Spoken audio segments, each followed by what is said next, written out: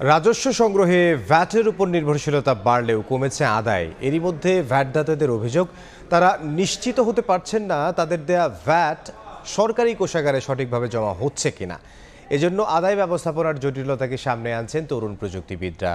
VAT আদায় বাড়াতে ফাঁকির পথ বন্ধের পাশাপাশি সঠিকভাবে আইন প্রয়োগের পরামর্শ বিশেষজ্ঞদের। আর এনবিআর বলছে সে পথেই হাঁটছে সংস্থাটি।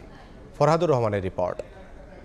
সচেতন নাগরিক হিসেবে আমাদের সবারই উচিত ভ্যাট দেওয়া। খোলা বাজারে কিনলে আমি এই টাকাটা কম পাইতাম। আমাদের এখানে ভ্যাট রিডিউস করার বা কমানোর কোনো সুযোগই নেই। সুপার শপ ও নামিদামি প্রতিষ্ঠান থেকে পণ্য কিনতে সর্বোচ্চ খুচরা মূল্যের উপর ভ্যাট বা মূসক দিতে বাধ্য হন ক্রেতা। যদিও একই পণ্য সাধারণ দোকানপাট ও বাজার থেকে খুচরা মূল্য পরিশোধ করে কেনার সুযোগ পান ভোক্তা। মোটামুটি বড় বড় দোকানই আছে, সব গুডসই আছে, কিন্তু ওরাও তো ভ্যাট দিচ্ছে কিনা জানি না।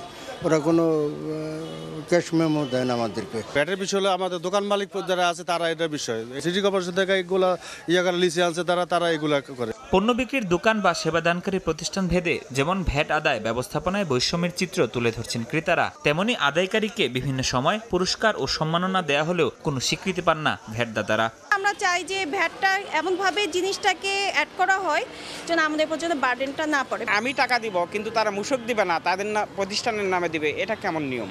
অথচ রাষ্ট্রের অংশের অর্থের যোগান আসে এই ভ্যাট থেকেই। যদিও এনবিআর এর হিসাব বলছে চলতি অর্থ বছরের প্রথম 4 মাসে লক্ষ্যমাত্রা ছুঁতে পারেনি এনবিআর এর আদায়। শুধু তাই নয়, গত বছরের একই সময়ের তুলনায় বরং ভ্যাটের আদায় কমেছে আমদানি ও স্থানীয় পর্যায়ে। তরুণ প্রযুক্তিবিদরা মনে করেন আদায় প্রক্রিয়ার জটিলতা দূর করতে পারলে বাড়বে ভ্যাটের পরিমাণ। আমার যে ভ্যাট সেটা ওই দোকানদারের বা যে আমাকে সার্ভিস প্রদান করতেছে তার অ্যাকাউন্টে এটা রাখারই দরকার নাই।